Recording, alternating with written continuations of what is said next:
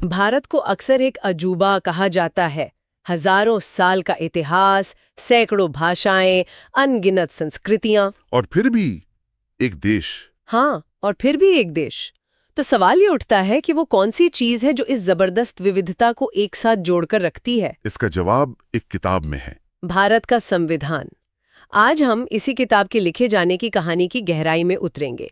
ये कैसे बनी, इसे लिखने वाले कौन थे, और सबसे जरूरी वो कौन सी जोरदार बहसें थी जिन्होंने इसे वो शक्ल दी जो आज हमारे सामने है। और ये कहानी आप देखिए, सिर्फ इतिहास का एक पन्ना नहीं है, ये आधुनिक भारत के लोकतंत्र का डीएनए है। बिल्कुल।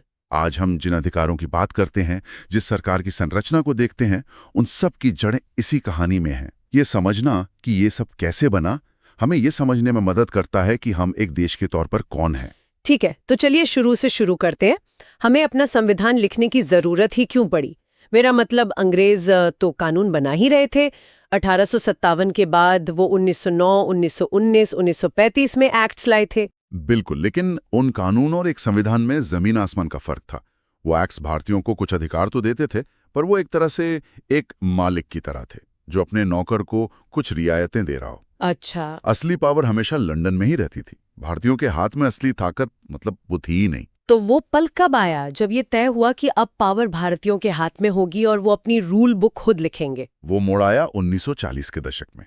पहले 1942 में क्रिप्स मिशन ने दबे छपे तरीके से ये बात मानी, लेकिन वो तो फेल हो गया। हाँ। असली ब्रेक थ्रू हुआ 1946 में कैबिनेट मिशन के साथ। उसने साफ साफ कहा, भारत का संविधान भारतीय ही बनाएंगे। ये तो बहुत बड़ी बात थी। ये एक वैचारिक क्रांति थी। ये सिर्फ एक अधिकार नहीं था, ये सत्ता के हस्तांतरण की, आप समझिए, औपचारिक शुरुआत थी। पहली बार ये माना गया कि भारत का भविष्य भारतीय तय करेंगे। और इसी मिशन के तहत संविधान सभा यानी कॉन्स्टिट्यूएंट असेंबली का गठन हुआ। इसके आंकड़े भी बड़े दिलचस्प है ना? हाँ, बिल्कुल। शुरू में 389 सीटें तय हुई जो पूरे ब्रिटिश इंडिया और रियासतों से आनी थीं। लेकिन फिर देश का बंटवारा हो गया और सीटों की संख्या घटकर 299 रह गई। जी। और उन 299 लोगों में भी असल में काम लगभग 284 सदस्यों ने ही किया। पर यहाँ संख्या से ज्यादा जरूरी है कि वो लोग कौन थे। यही मैं पूछने वाली थी। क्या ये सभा सिर्फ बड़े बड़े नेताओं और वकीलों का एक क्लब थी, या इसमें आम भारत की झलक भी थी? ये एक बहुत अच्छा सवाल है। देखिए, इसमें नेहरू, पटेल, प्रसाद जैसे बड़े नेता तो थे ही, लेकिन इस सभा की असली खूबसूरती इसकी विविधता में थी। जैसे? इसमें विद्वान थे, किसान प्रतिनिधि थे, समाज सुधारक थे, महिलाएं थीं। देश के लगभग हर कोने और हर समुदाय से लोगों को लाने की कोशिश हुई थी। ये कोई एक जैसी सोच वाले लोगों का समूह नहीं था। और शायद इसीलिए जो दस्तावेज बना वो किसी एक वर्ग का नहीं, बल्कि पूरे भारत का बना। बिल्कुल सही। तो 9 दिसंबर 1946 को ये सभा पहली बार मिलती है। डॉक्टर सच्चिदानंद सिन्हा को अस्थायी अध्यक्ष बनाया जाता है। लेकिन एक बहुत बड़ी चीज होती है, मुस्लिम लीग का बहिष्कार। हाँ, मुस्लिम लीग इस बैठक का बहिष्कार कर देती है। क्या इससे शुरुआत में ही पूरे प्रोजेक्ट पर एक सवालिया निशान नहीं लग गया? बिल्कुल लग गया। ये एक बहुत बड़ा झटका था। इसका मतलब था कि भारत का एक बड़ा हिस्सा उस कमरे में मौजूद नहीं था। लेकिन नेहरू और पटेल जैसे नेताओं के सामने एक मुश्किल चुनाव था। क्या? या तो लीग का इंतजार करते रहें, जिसमें आजादी मिलने में और देर होती, या फिर भारत के भविष्य के लिए आगे बढ़ें। और उन्होंने आगे बढ़ने का फैसला किया। जी। 2 दिन बाद 11 दिसंबर 1946 को उन्होंने सर्वसम्मति से डॉक्टर राजेंद्र प्रसाद को स्थायी अध्यक्ष चुन लिया और काम शुरू कर दिया। और यहीं से बात वाकई दिलचस्प हो जाती है। 13 दिसंबर को पहली बैठक के सिर्फ 4 दिन बाद, हाँ, सिर्फ 4 दिन बाद जवाहरलाल नेहरू एक ऑब्जेक्टिव्स रेजोल्यूशन या उद्देश्य प्रस्ताव पेश करते हैं।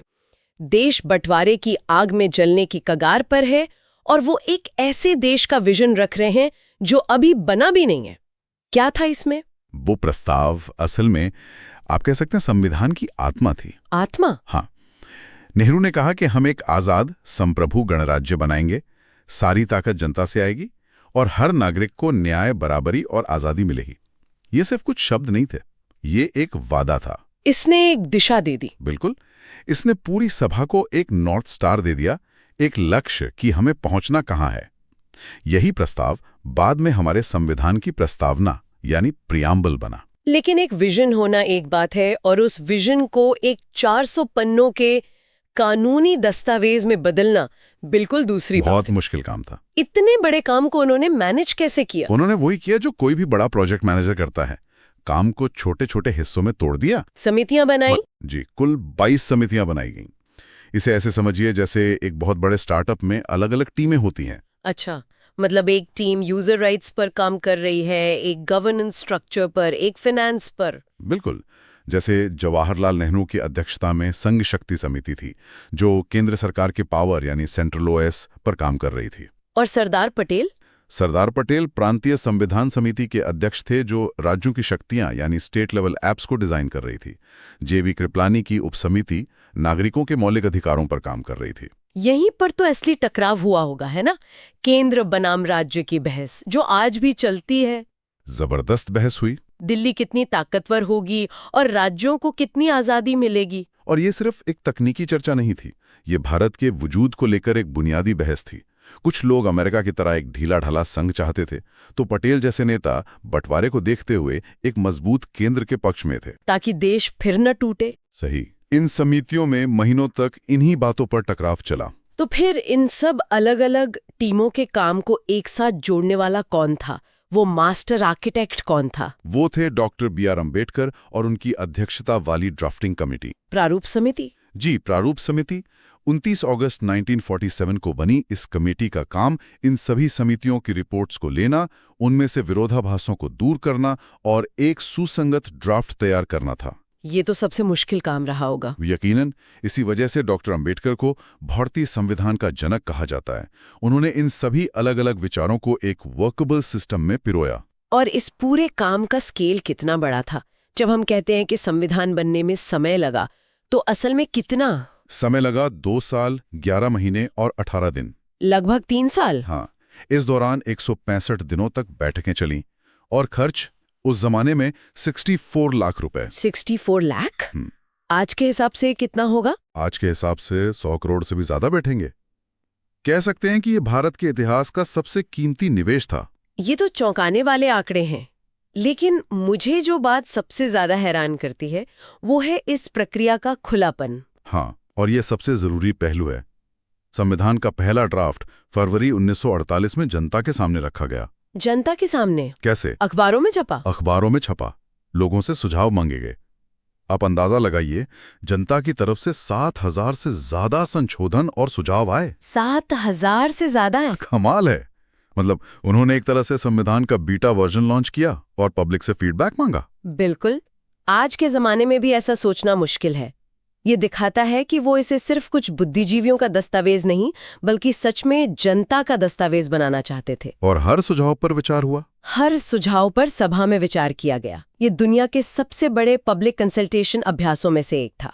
तो महीनों की बहस, हजारों सुझावों और 3 ड्राफ्ट के बाद आखिरकार वो दिन आया, 26 नवंबर 1949। जी, इस दिन संविधान को स्वीकार कर लिया गया। लेकिन इसे लागू करने के लिए 2 महीने का इंतजार किया गया। 26 जनवरी 1950 को क्यों चुना गया? कोई खास वजह? इसके पीछे एक बहुत भावनात्मक और ऐतिहासिक वजह थी। ये तारीख हमारे स्वतंत्रता संग्राम की एक अहम याद से जुड़ी है। अच्छा। 26 जनवरी 1930 को रावी नदी के किनारे कांग्रेस ने पहली बार पूर्ण स्वराज का संकल्प लिया था और सांकेतिक रूप से भारत का पहला स्वतंत्रता दिवस मनाया था। ओह, तो उस दिन की याद में? हाँ, उस दिन की इज्जत रखने के लिए संविधान निर्माताओं ने संविधान को पूरी तरह से लागू करने के लिए 26 जनवरी की तारीख चुनी। ये सिर्फ एक तारीख नहीं थी, ये आजादी के आंदोलन की विरासत को एक सलाम था। तो इस पूरी मेहनत का नतीजा क्या निकला? एक ऐसा संविधान जो दुनिया के सबसे लंबा और लिखा हुआ है। जी, जिसमें संघीय और एकात्मक प्रणालियों का एक मिश्रण है, जिसमें नागरिकों को मौलिक अधिकार है और सरकार के लिए दिशा निर्देश भी। हाँ, लेकिन ये सब आसानी से नहीं आया। अंतिम दस्तावेज कई जोरदार बहसों और समझौतों का नतीजा है। हमने केंद्र राज्य की बहस की बात की, लेकिन और कौन सी बड़ी बहसें थीं? भाषा को लेकर जो बहस हुई वो तो और भी तीखी थी। राष्ट्रभाषा को लेकर? हाँ, कुछ लोग चाहते थे कि सिर्फ हिंदी राष्ट्रभाषा हो।